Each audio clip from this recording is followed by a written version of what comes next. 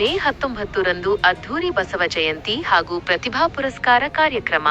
ಹೊಳಲ್ಕೆರೆ ಅಖಿಲ ಭಾರತ ವೀರಶೈವ ಲಿಂಗಾಯತ ಮಹಾಸಭಾ, ತಾಲೂಕು ಘಟಕ ಹೊಳಲ್ಕೆರೆ, ವೀರಶೈವ ಲಿಂಗಾಯತ ಸಮಾಜ ಹಾಗೂ ಶ್ರೀ ತರಳಬಾಳು ನೌಕರರ ಕ್ಷೇಮಾಭಿವೃದ್ಧಿ ಸಂಘ ಮತ್ತು ಶ್ರೀ ವೀರಶೈವ ಲಿಂಗಾಯತ ನೌಕರರ ಸಂಘದ ಸಂಯುಕ್ತಾಶ್ರಯದಲ್ಲಿ ಮೇ 19ರಂದು ಮಂಗಳವಾರ ಶ್ರೀ ವಿಶ್ವಗುರು ಜಗಜ್ಯೋತಿ ಬಸವೇಶ್ವರರ ಜಯಂತಿ ಹಾಗೂ ಪ್ರತಿಭಾ ಪುರಸ್ಕಾರ ಕಾರ್ಯಕ್ರಮವನ್ನು ಹಮ್ಮಿಕೊಳ್ಳಲಾಗಿದೆ.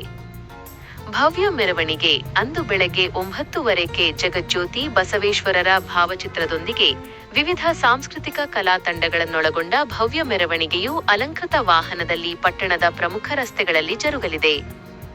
ವೇದಿಕೆ ಕಾರ್ಯಕ್ರಮ ಮಧ್ಯಾಹ್ನ 1:00ಕ್ಕೆ ಹೊಳಲ್ಕೆರೆಯ ಸಂವಿಧಾನ ಸೌಧದಲ್ಲಿ ವೇದಿಕೆ ಕಾರ್ಯಕ್ರಮ ನಡೆಯಲಿದೆ.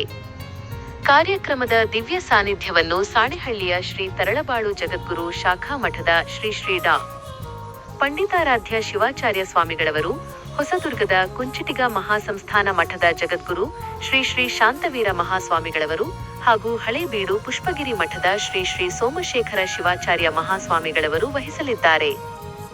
ಉದ್ಘಾಟನೆ ಮತ್ತು ಅಧ್ಯಕ್ಷತೆ ಚಿತ್ರದುರ್ಗ ಲೋಕಸಭಾ ಸದಸ್ಯರಾದ ಶರಣ ಶ್ರೀ ಗೋವಿಂದ ಎಂ.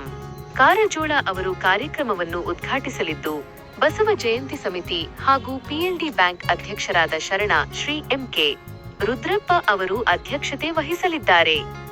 ಮುಖ್ಯ ಅತಿಥಿಗಳು ಶಾಸಕರಾದ ಶ್ರೀ ಡಾ. ಚಂದ್ರಪ್ಪ, ವಿಧಾನ ಪರಿಷತ್ ಸದಸ್ಯರಾದ ಶ್ರೀ ನವೀನ್ ಕೆ.ಎಸ್., ಮಾಜಿ ಸಚಿವರಾದ ಶ್ರೀ ಎಚ್.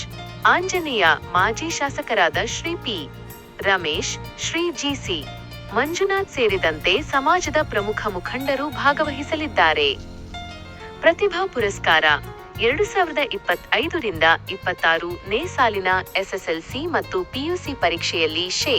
90ಕ್ಕಿಂತ ಹೆಚ್ಚು ಅಂಕ ಪಡೆದ ಸಮಾಜದ ಪ್ರತಿಭಾವಂತ ವಿದ್ಯಾರ್ಥಿಗಳನ್ನು ಇದೇ ಸಂದರ್ಭದಲ್ಲಿ ಗೌರವಿಸಿ ಪುರಸ್ಕರಿಸಲಾಗುವುದು ಎಂದು ಸಮಿತಿ ಪ್ರಕಟಣೆಯಲ್ಲಿ ತಿಳಿಸಿದೆ.